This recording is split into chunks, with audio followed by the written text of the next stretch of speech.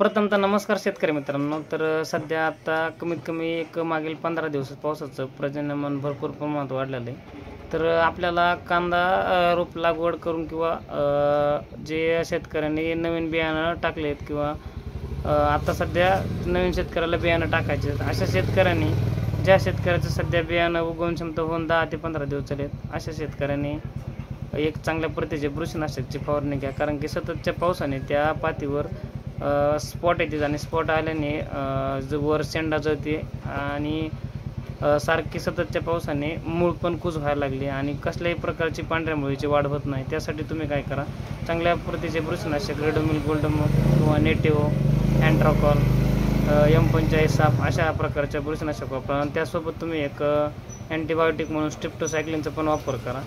आणि लईच जास्त मर होत असेल किंवा काय होत असेल त्यासाठी तुम्ही मायक्रोराझा आणि नाहीतर मग सुडोमोनास बॅक्टेरिया वगैरे सोडा, यांनी तुमची मर कमी प्रमाणात होईल।